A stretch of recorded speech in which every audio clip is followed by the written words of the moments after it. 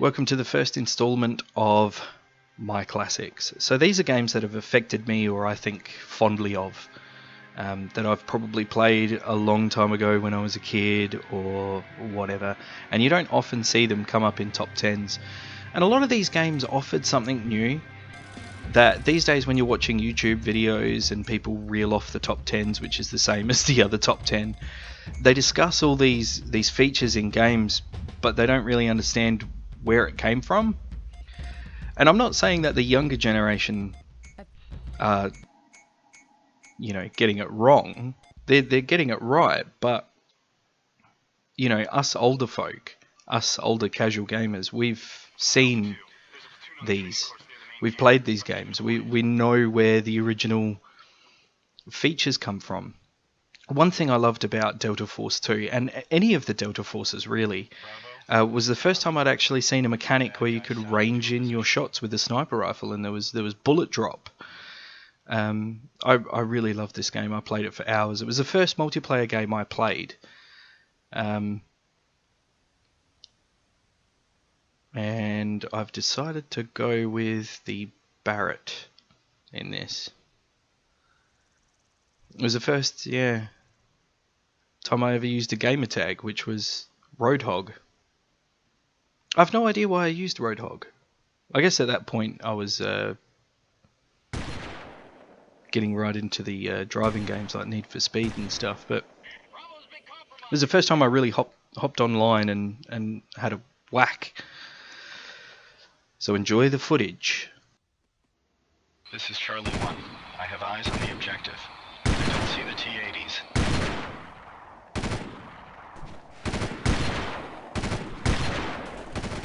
So these older games, you can run them on the newer systems, but because of the software translation and the hardware translation, you get weird artifacts.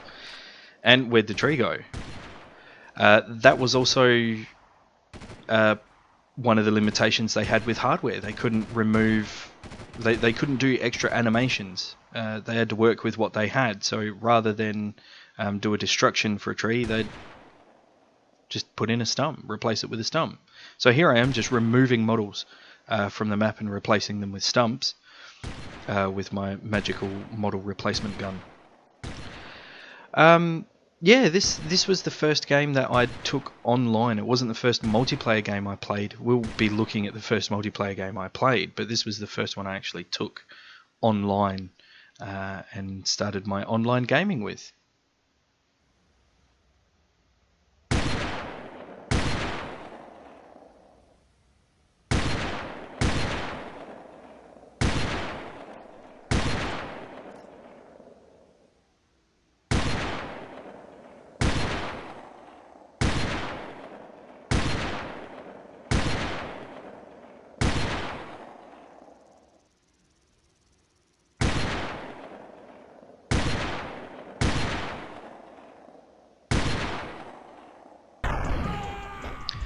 Turok Dinosaur Hunter.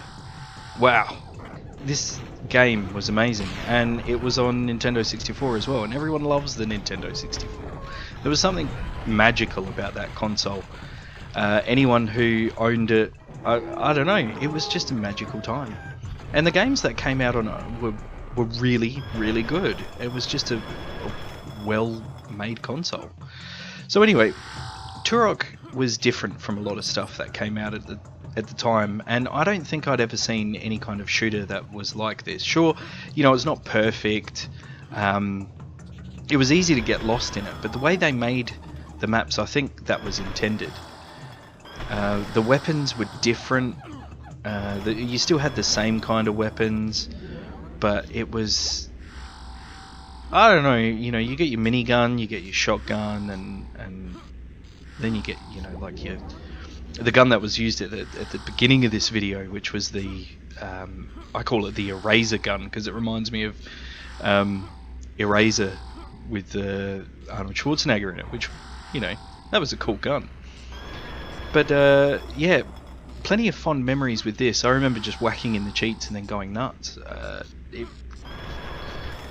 At the time, I didn't really play the games through. I was just more of a cheater and just have fun and run around, apart from, like GoldenEye and stuff. I'd finished GoldenEye. That's probably not a game you're going to see on this list because everyone's done GoldenEye. So I really want to cover the maybe popular but obscure ones, the kinds of games that don't really get the recognition that they need or should have, in my opinion. So even the sounds in this game, like the music, everything, it takes me back. It was a very well-made game. The look and feel and everything, it just worked. It went together quite well, and using the controller with it was quite interesting as well. That I don't know, nothing seems to replicate using a Nintendo 64 controller apart from using the Nintendo 64 controller. It was very interesting, and I was a big fan of this game.